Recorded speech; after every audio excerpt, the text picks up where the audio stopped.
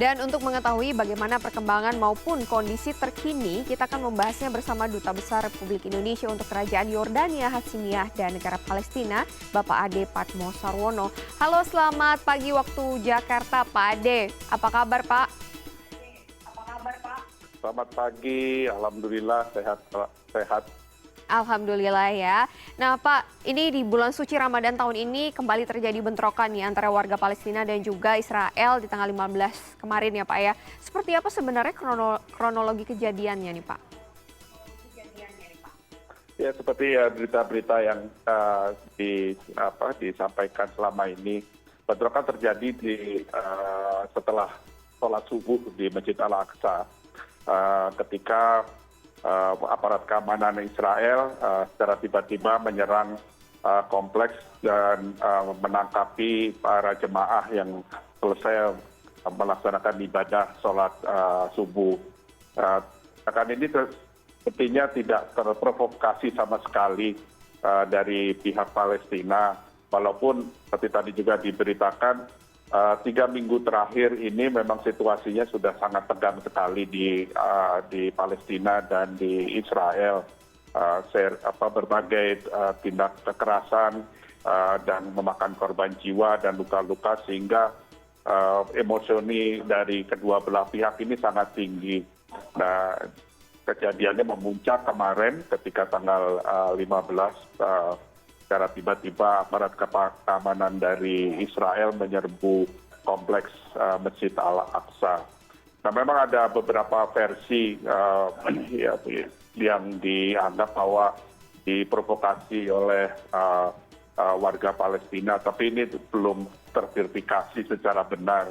Namun bisa saya ceritakan bahwa untuk masuk ke Masjid Al-Aqsa ini ada beberapa pintu. Nah, salah satu pintu ini berdekatan dengan di mana warga Yahudi itu melaksanakan ibadahnya juga yang saat ini memasuki Passover dari warga Yahudi. Nah, ini nampaknya terjadi saling mengejek atau ini sehingga menimbulkan provokasi di antara kedua belah pihak. Tapi secara tiba-tiba aparat keamanan Israel menyerbu Masjid Al-Aqsa. Oke, baik. Nah Pak Ade, bentrokan serupa ini juga kan terjadi ya di Ramadan tahun lalu. Ini sebenarnya pemicunya ini apakah memang karena saat Ramadan banyak warga Palestina yang berkumpul di kawasan itu dan juga dikhawatirkan akan menimbulkan masalah bagi warga Israel begitu Pak? Sebetulnya intinya tidak persis sama, tapi hanya tahun lalu dan tahun ini itu bulan Ramadan ini bersamaan dengan ibadah-ibadah juga baik Nasrani dan juga untuk warga Yahudi ini sama-sama lah jatuh harinya ini berdekatan.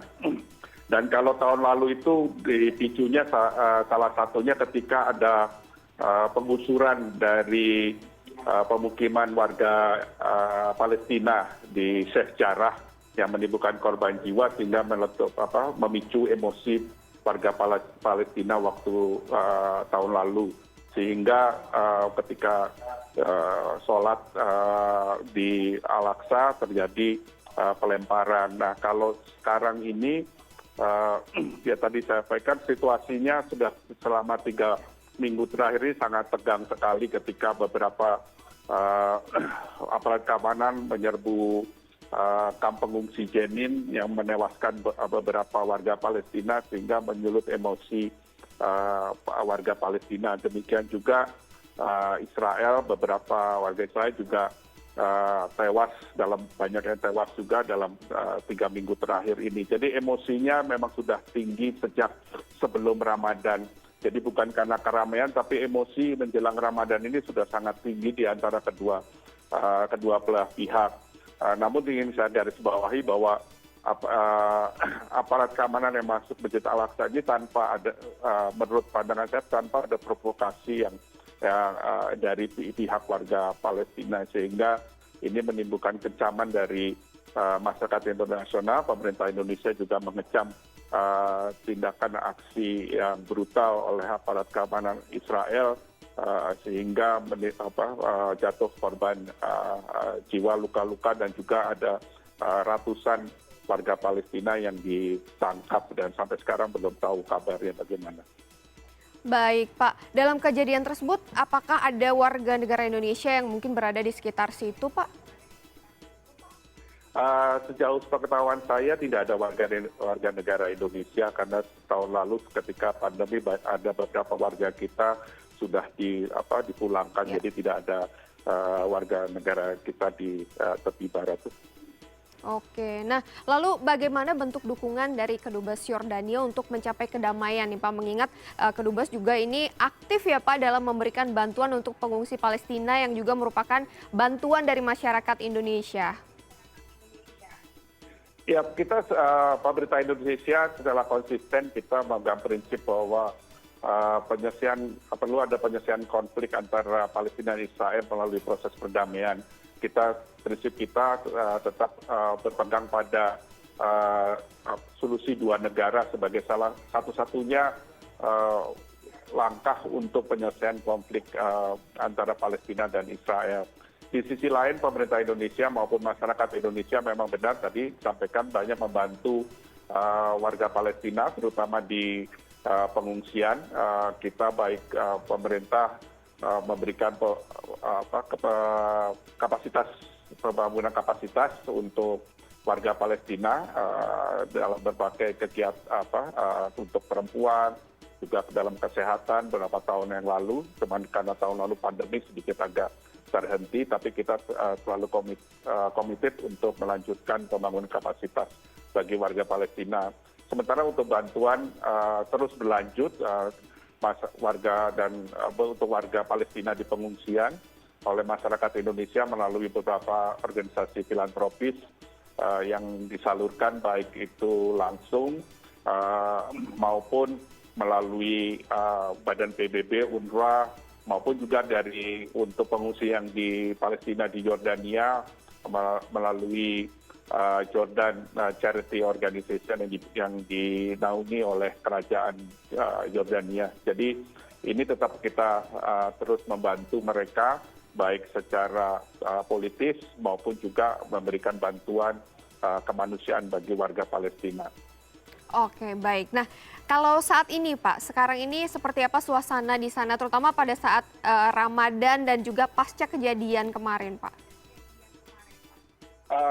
Situasinya relatif stabil ya, tenang walaupun tadi malam dilakukan beberapa demonstrasi di Hebron, di Gaza, di Ramallah. Itu ada demo-demo tapi tidak ada yang secara bentrokan fisik, hanya ada bentrokan fisik lempar batu di daerah Hebron dan Nablus kalau tidak salah, tapi situasinya kondisinya relatif tenang walaupun ketegangan masih ada. Sementara di Gaza juga relatif tenang kondisinya saat ini. Namun ketegangan itu masih terus di antara warga Palestina, terutama karena emosional kompleks Masjid Al-Aqsa ini diserang. Emosinya masih tinggi tapi relatif stabil, tenang lah. Mudah-mudahan ini terus berlanjut sehingga Ramadan bagi warga Palestina dapat melaksanakan ibadah puasa dengan tenang. Iya, lalu terkait dengan kondisi pandemi di sana seperti apa Pak? Apakah sudah banyak pelonggaran yang dilakukan untuk kegiatan di ruang publik begitu? Seperti apa di sana Pak kondisinya? Maksudnya di Yordania? Iya. Iya. Di Yordania memang sudah ada relaksasi dari beberapa peraturan ya. Yang semula tahun lalu belum bisa taraweh, sekarang sudah bisa taraweh di masjid dan tidak perlu jaga jarak walaupun tetap dihimbau secara opsional kalau mau pakai masker tetap pakai masker dan ke tempat-tempat restoran atau mall sudah bisa lebih santai dan tidak ada lagi pembatasan jumlah jumlah pengunjungnya.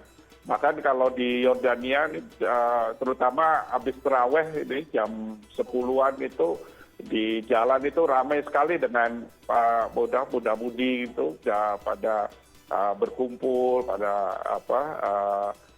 jalan-jalan muter-muter atau ke restoran-restoran gitu. Jadi suasananya sudah lebih ramai lah, dan di beberapa rumah-rumah itu masang lampu-lampu, baik itu yang ada bulan sabit maupun lampu-lampu. Jadi Ramadan bagi di sini satu perayaan, suatu pesta gitu. Jadi mereka melaksanakannya dengan secara sukacita, terutama setelah 2 tahun ini agak sulit buat mereka untuk bisa melaksanakan keramaian. Dan saya lihat juga ada di tetangga dekat Wisma saya itu ada taraweh bersama, buka puasa bersama, dan ada salah satu rumah dan ramai. Jadi sudah longgar lah gitu kehidupan di sini.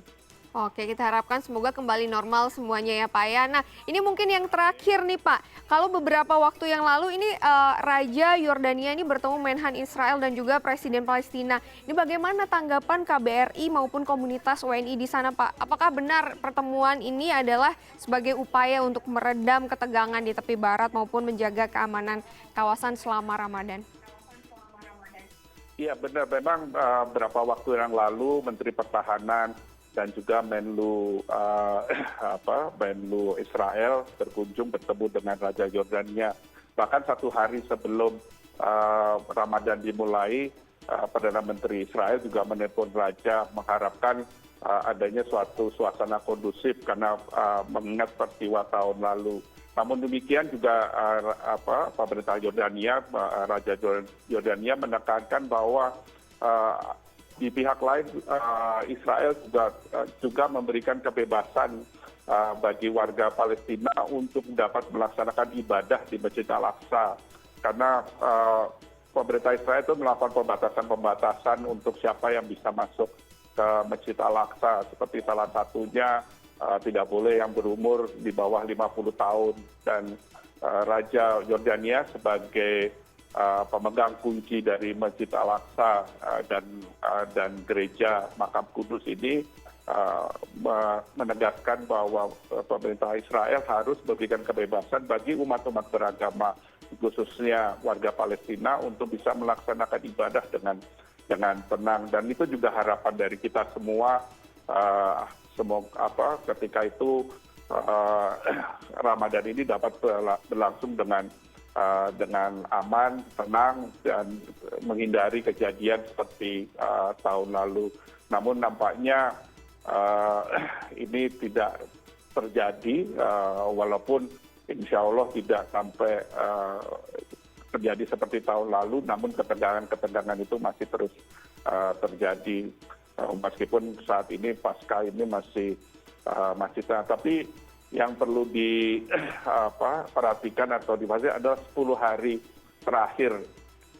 Ini yang sangat krusial, karena baik 10 hari terakhir menjelang berakhirnya Ramadan. Karena ini juga yang tadi saya sampaikan, ada kegiatan-kegiatan dari warga Yahudi untuk melakukan ibadahnya. Ini 10 hari terakhir ini yang perlu diwaspadai. Mudah-mudahan bisa kondusif, karena kalau tidak ini bisa memicu lebih parah lagi situasi di tepi barat, khususnya di daerah kompleks Masjid Al-Aqsa. Baik, terima kasih Pak Ade Patmo Sarwono untuk waktunya. Duta Besar Republik Indonesia untuk Kerajaan Yordania Hasyimiyah dan Negara Palestina. Sehat-sehat selalu Pak, dan lancar-lancar puasanya hingga Lebaran nanti. Amin. Terima kasih Pak, selamat pagi. Salam sehat, kita pagi.